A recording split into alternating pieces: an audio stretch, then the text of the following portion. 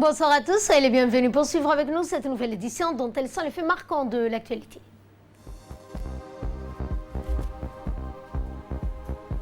Le chef de l'État Ismaël Omar Guelleh a présidé aujourd'hui la cérémonie de dédicace du livre intitulé « Dans Allant camarade Ali Guelleh Aboubakar ». Dans l'actualité internationale, création d'une réserve mondiale de vaccins contre le virus d'Ebola.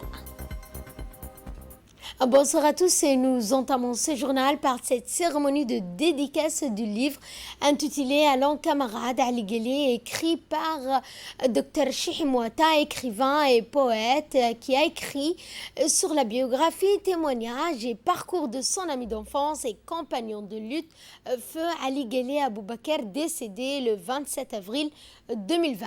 Un événement organisé par le Palais du Peuple sous la direction d'Abayazid Ahmad Ali. Feu Ali Guelleh était ministre à la présidence chargé des investissements politiques djiboutiens de premier rang jusqu'à sa mort. Dr Cheikh Mouata évoque dans ses livres la période de jeunesse de Feu Ali Guelleh. Eh bien, à son arrivée, le chef de l'État Ismaël Omar Guelleh a été accueilli par le Premier ministre Abdelkader Kamel Mohamed, les membres du gouvernement ainsi que le directeur du Palais du Peuple, M. Abayazid Ahmed. Eh bien, Dr Cheikh Mouata évoque dans ses livres la période de jeunesse de Feu Ali Guelleh qu'il a côtoyé durant son enfance dans la capitale, sa participation à la lutte pour l'indépendance, la démocratie par 2 fois, son parcours politique qui a débuté avec la lutte du FRUD pour la démocratie.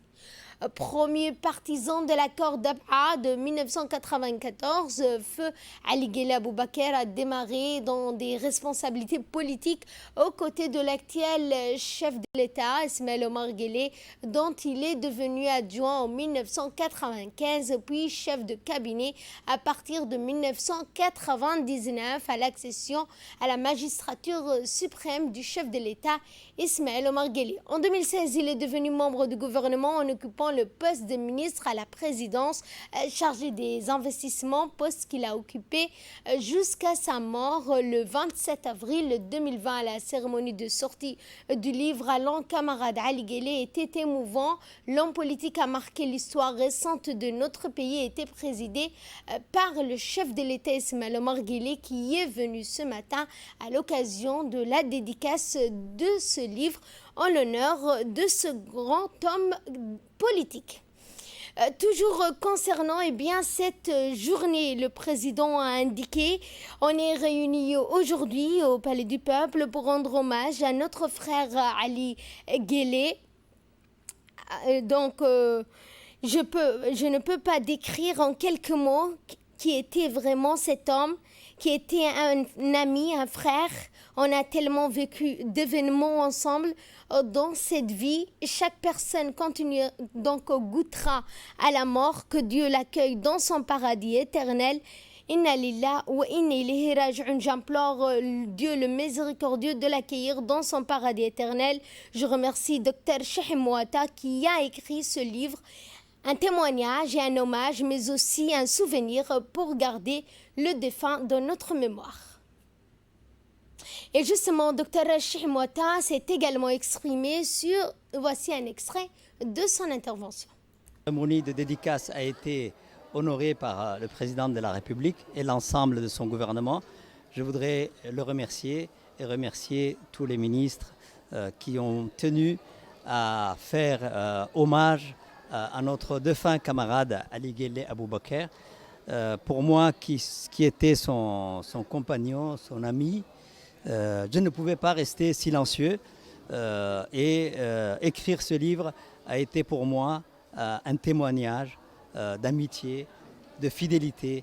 En plus, nous nous sommes connus à l'âge de 13 ans, nous nous sommes côtoyés, nous avons cheminé ensemble et effectivement, c'est une grande perte pour la nation djiboutienne, c'est une grande perte pour sa famille. C'est une grande perte aussi pour sa famille politique et je crois qu'aujourd'hui, avec ce livre, nous avons tenu à lui dire que nous ne l'oublierons jamais. Ce livre a été commencé de son vivant parce qu'effectivement, quand il est tombé malade, j'ai continué à lui écrire des poèmes pour le soutenir dans ce combat contre la maladie. Dans ces grands couloirs de souffrance, notre défunt ami a été courageux. Il est toujours resté digne et respectueux de tous les autres. Donc il était souvent en communication avec moi et la plupart des poèmes ont été écrits de son vivant. C'est un vécu, c'est des souvenirs, c'est des témoignages de première main dont je me souvenais personnellement. C'est quand même 47 ans d'amitié, c'est quand même 47 ans de compagnonnage, 47 ans de lutte ensemble. Et effectivement, j'ai recueilli les témoignages de ses compagnons, de sa famille, de ses amis. Alors, ce livre-là est un petit livre. Quand on regarde les 200 pages qu'on a écrites sur le défunt Ali Guelleh, je compte continuer, mais dans ce début, il voulait mettre absolument dans cette partie que les choses dont il voulait qu'on parle ensemble. Mais effectivement, il y aura, j'espère, d'autres parties et j'aurai besoin de la contribution des gens comme vous, d'autres camarades comme Ouglé, d'autres camarades comme Ali Daoud Dabale, comme Saleh Bounoïta, comme Ali Hamid, Cheikho, Mohamed Ibrahim, comme Akhadar, comme Ali Haroun, comme tous ces gens-là qui l'ont accompagné de leur premier âge. Eh bien, toute la classe politique djiboutienne était au rendez-vous ce matin pour participer à cette cérémonie de sortie et dédicace du livre à l'encamarade Ali Guelleh, écrit par le grand écrivain poète Cheikh Mouata. Auteur a dédicacé le livre pour les membres du gouvernement, dont le Premier ministre Abdelkader Kamel Mohamed, le président de l'Assemblée nationale, ainsi que les particuliers. L'engouement était palpable pour le livre qui retrace l'histoire d'un grand homme politique, Feu Ali Guelleh, décédé le 27 avril 2020. Le livre édite à 2000 exemplaires par les éditions de Francolin, selon le souhait du défunt Ali Guelleh, de Madame Arafo, directrice de la librairie Victor Hugo. Avec ce livre, le défunt Ali Guelleh restera dans la mémoire collective et l'ensemble des Djiboutiens.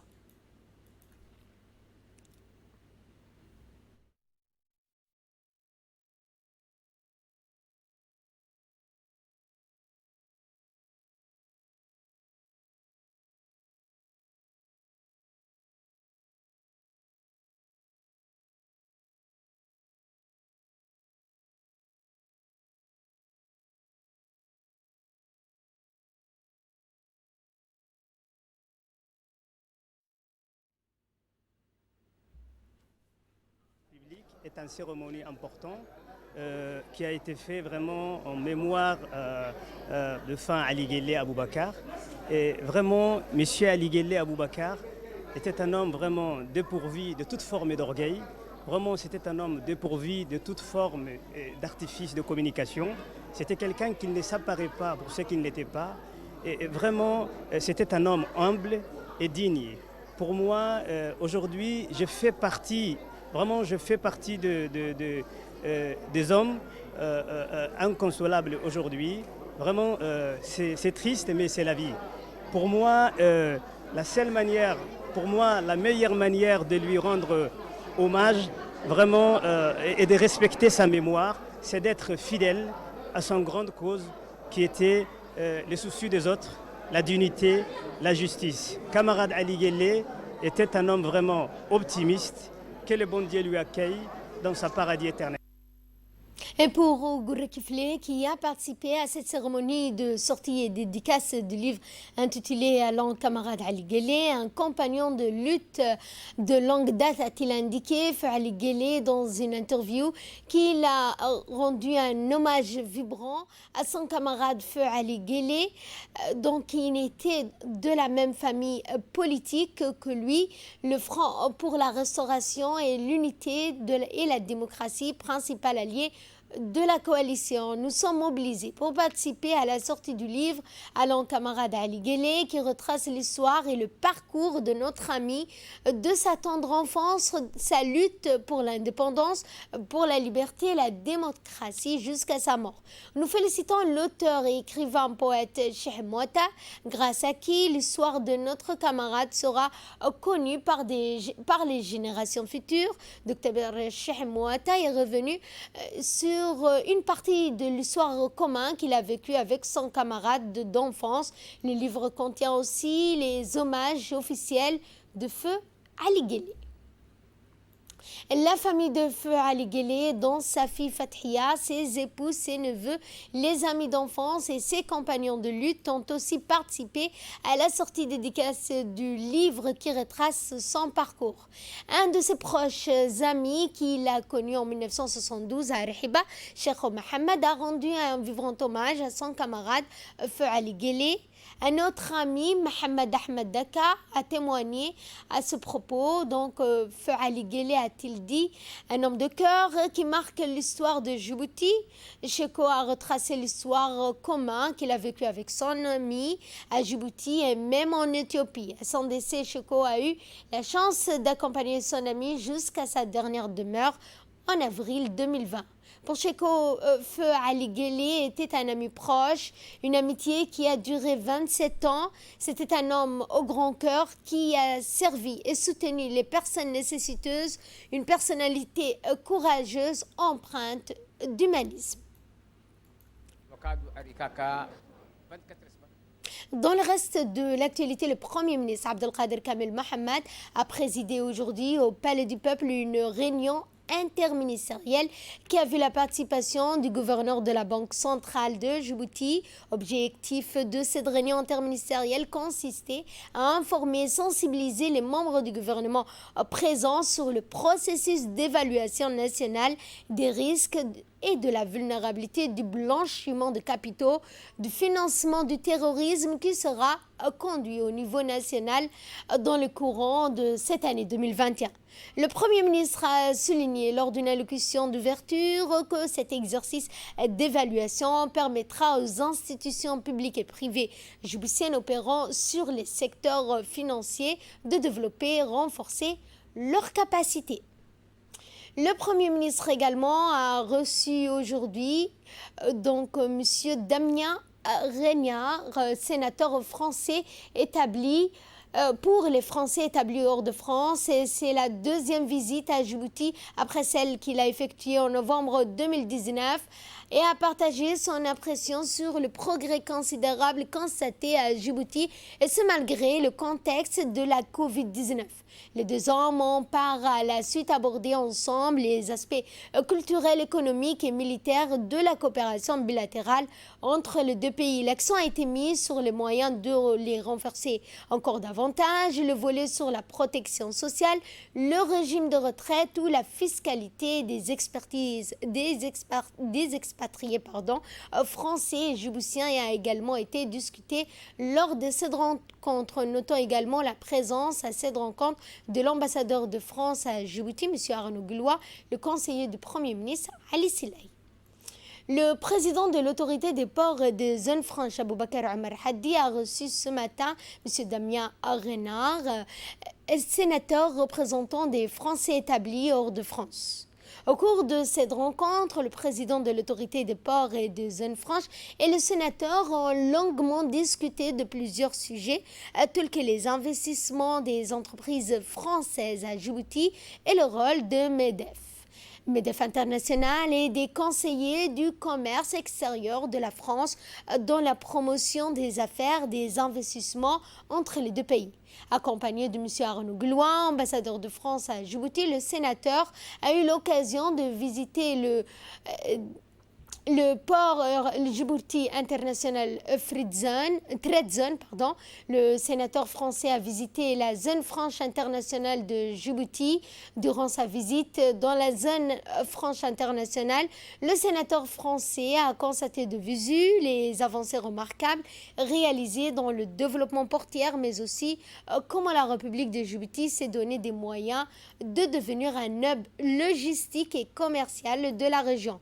Au cours de cette rencontre, le président de l'autorité des ports et des zones franches et le sénateur ont discuté de plusieurs sujets tels que les investissements des entreprises françaises à Djibouti et le rôle de MEDEF International et des conseillers du commerce extérieur de la France dans la promotion des affaires des investissements entre les deux pays. Ce nouveau volet que sont les opportunités d'investissement à Djibouti illustre une nouvelle page de l'histoire des relations entre la France et Djibouti. Sous la présidence de l'honorable Abdurrahman Awali Yassine, les membres de la commission permanente des affaires étrangères élargie à celle en charge de la commission de la législation, de l'administration générale et des droits humains se sont réunis aujourd'hui en vue d'examiner le projet de loi numéro 107 de l'année 2020, 8e législature, portant création de l'autorité nationale de sécurité et de sûreté nucléaire, radiologique, chimique et biologique.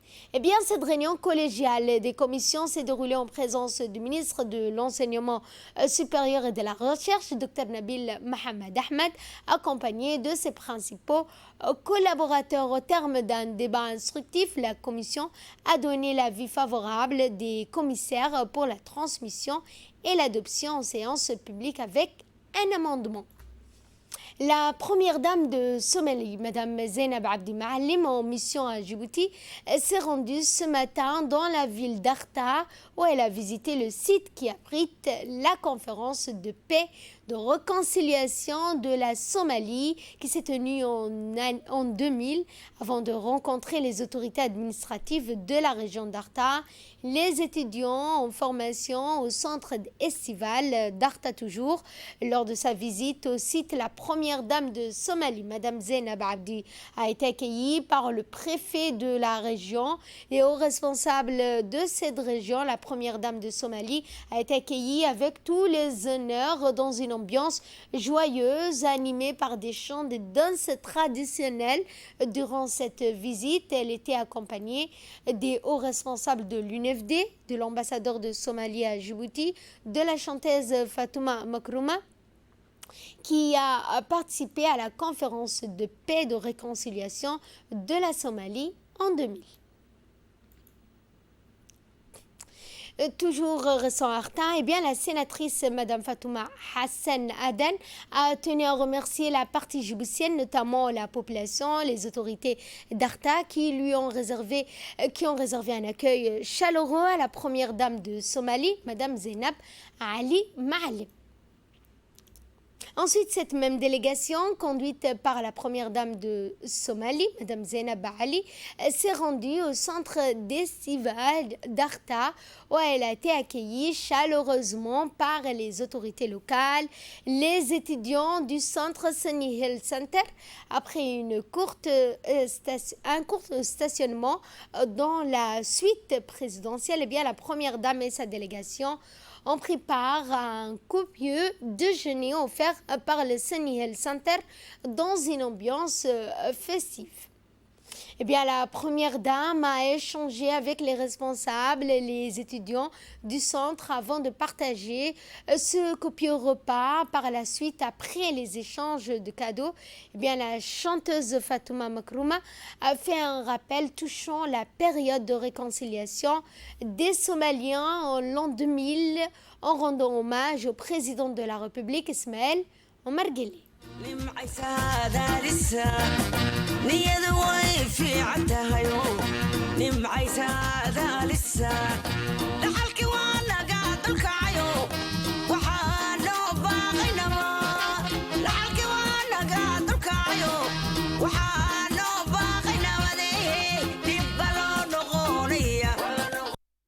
Ensuite, le préfet d'Arta, M. Mohamed Cheko, le président du conseil, et les députés Jibril, président du groupe Amitié Djibouti-Somalie, ont remercié la première dame de Somalie, Mme Zainab Ali, pour cette visite à Arta qui a accueilli en 2000 la conférence de paix et de réconciliation de Somalie, point de départ du retour de la Somalie dans les régions des nations avec la création d'institutions étatiques pour gérer leur pays. Djibouti devrait être champion de la croissance sur le continent en 2021 avec 7,1%. Eh bien, ce sont les commentaires fournis par la Banque mondiale. Djibouti doit les projections économiques positives auxquelles il est pressenti pour cette année 2021. Et c'est dans ce sens qu'une équipe de la RTD est allée à la rencontre du directeur général de l'ANPI, l'Agence nationale pour la promotion des investissements, Mahdi Darar. Eh bien, le directeur général a expliqué comment Djibouti a fait cette croissance malgré l'impact du Covid-19 sur les économies du monde. Nous l'écoutons.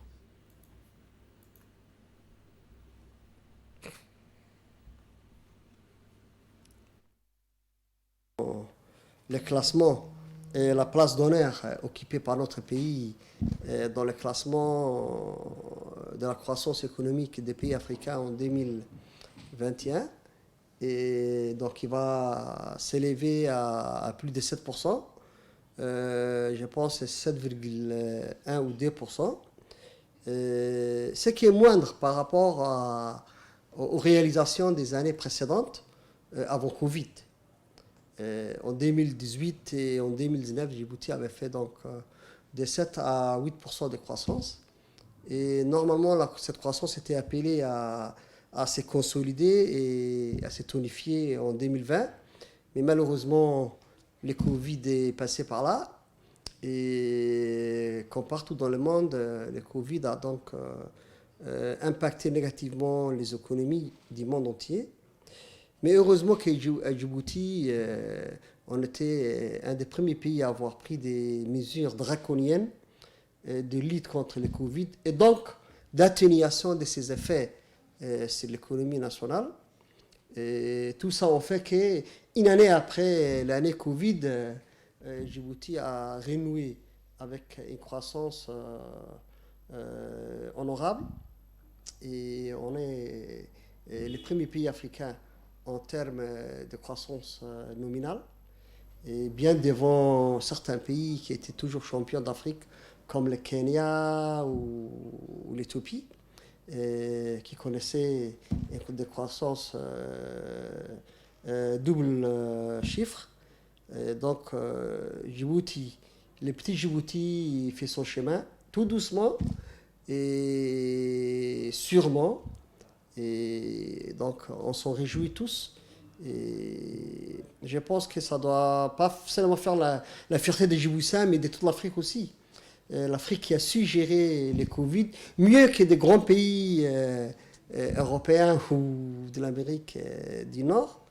Et pour juste rappel, outre le confinement, Djibouti avait adopté des mesures compensatoires et pour les effets économiques.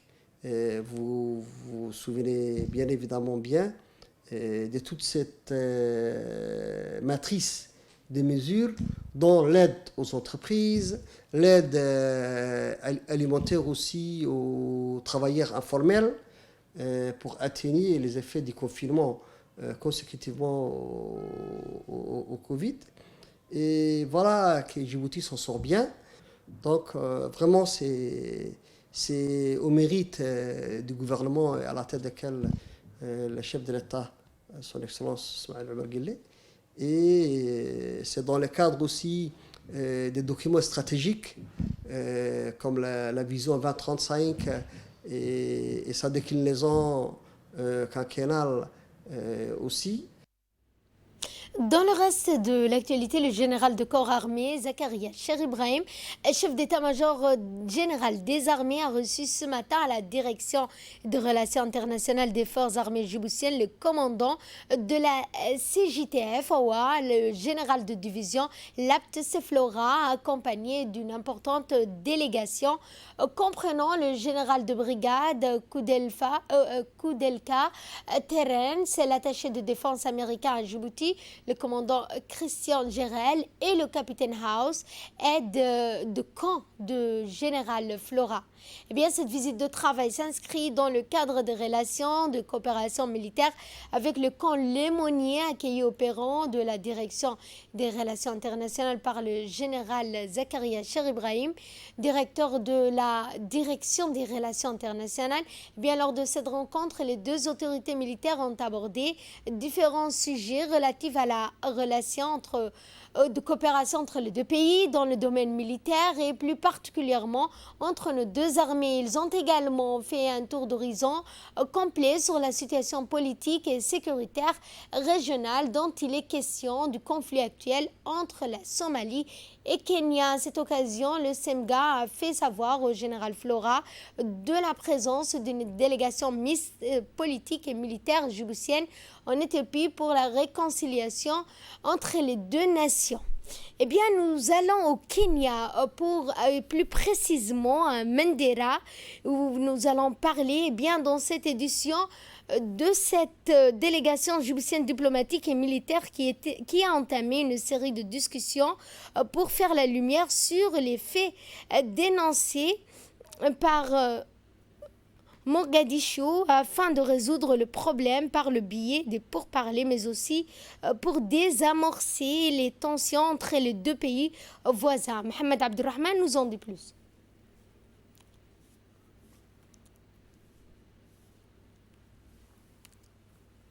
Eh bien, dans le reste de l'actualité de ce 22h, l'Université de Djibouti a organisé une importante conférence interactive ce matin dans l'amphithéâtre du campus universitaire de Balbala.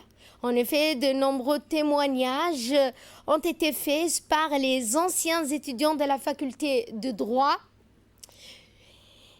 En effet, ont été faits par des anciens étudiants de la faculté de droit qui évoluent aujourd'hui à leur propre compte. Ces jeunes hommes et femmes sont venus témoigner de leur parcours tout autant atypique et les difficultés rencontrées. Ce fut une occasion pour encourager et féliciter les jeunes étudiants dont également interroger sur les aînés, sur ce qui les a motivés à avancer. Le 20e anniversaire de la faculté, enfin de l'université de Djibouti. C'était une journée de rêve. Vous nous avez offert des témoignages diversifiés et riches dans le sens où nous avions vu des purs produits de Djibouti, mais aussi des gens qui ont pu aller à l'étranger pour faire leur master et continuer leurs études supérieures. Aujourd'hui, j'ai appris que tout ce qu'on nous dit, c'est faux. Les gens, ils inventent des choses. Nous avons eu le témoignage ici présent des jeunes, des Djiboutiens qui sont partis de rien et qui ont réussi à faire tout ce qu'ils ont voulu entreprendre parce qu'ils ont rêvé et ils ont bossé dur. C'est ce qu'on nous a appris. Le succès finit toujours par payer. Et cette phrase elle m'a motivé à continuer, à persévérer et à ne jamais abandonner pour aucune raison. Suivons cette fois la réaction du doyen de la faculté de droit. Plaisir et surtout, comment on appelle, c'est un moment de fierté pour moi, d'expliquer c'est ce que je fais, mon parcours et leur dire du courage. Voilà, si vous voulez faire ces métiers, faites ceci. Si vous voulez faire ces métiers, parce qu'il y avait des aînés, qui expliquaient aussi leur métier, leur parcours et qui encourageaient surtout la jeunesse et surtout les étudiants un peu perdus et qui ne savent pas où aller, quoi faire, voilà. C'est un réel plaisir aujourd'hui d'accueillir nos anciens étudiants, de partager avec eux de leurs témoignages et d'entendre et d'écouter leurs témoignages. Et nous avons voulu rendre ces journées ou ces moments un moment de fête, de partage et de témoignage. Et donc nous allons continuer ces événements même lundi prochain, où nous accueillerons en fait d'autres étudiants, d'autres ex-étudiants qui sont aujourd'hui aux responsabilités, qui travaillent dans le milieu privé, dans le milieu professionnel, dans le milieu public. Et donc nous allons continuer dans ces lancées. Et je remercie en tout cas nos anciens étudiants qui ont accepté de témoigner et de participer à cet événement, ces 20 ans de l'Université de Djibouti.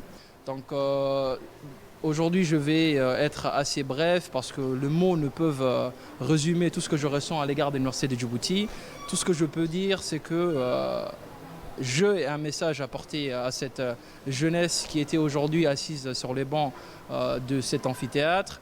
Croyez en vous et surtout donnez-vous les moyens d'accéder à vos rêves et de concrétiser tout cela.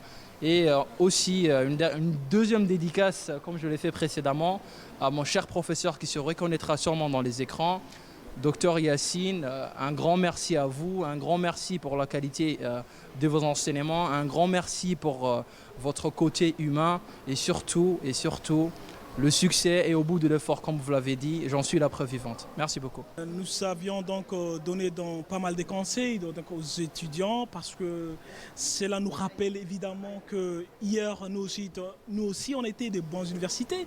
On était au banc, donc très étudiants. Donc on a passé cette étape aussi. Et c'était évidemment une journée extrêmement enrichissante, Sotel. Nous avions donc donné, nous étions là, nous avions également conseillé aux jeunes, à la génération montante, si je peux me permettre cette expression, qui va évidemment passer la même étape que nous et qui va certainement être demain nos confrères, nos consoeurs, pourquoi pas, qui vont également être peut-être des professionnels de la justice parce que être donc juriste ne signifie pas également, n'est pas synonyme d'être avocat aussi. Eh bien, les activités de commémoration du 20e anniversaire de l'Université de Djibouti se poursuivent. C'est ainsi que dans la journée d'hier, une journée porte ouverte a été organisée au campus universitaire de Balbala. Une journée de sensibilisation à la science pour les jeunes collégiens organisée par la faculté de sciences, la faculté d'ingénieurs et l'UIT. Les jeunes élèves ont pu visiter les amphithéâtres, Fab Lab.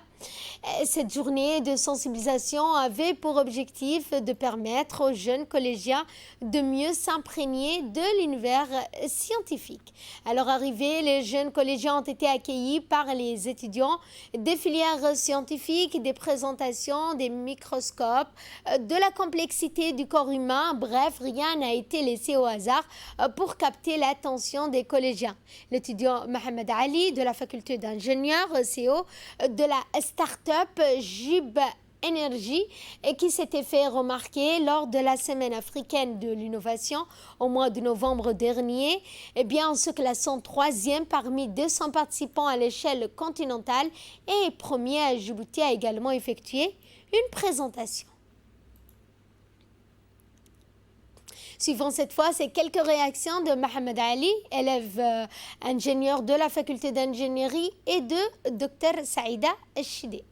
On a eu la visite de jeunes élèves de primaire, de collège, donc de plusieurs établissements dans le cadre du 20e anniversaire de l'université. Donc l'objectif d'aujourd'hui, c'était de leur présenter ce qu'on fait à la faculté d'ingénierie, le rôle du Fab Lab, les machines, les matériels qu'on a au niveau de la faculté d'ingénierie, des différents laboratoires.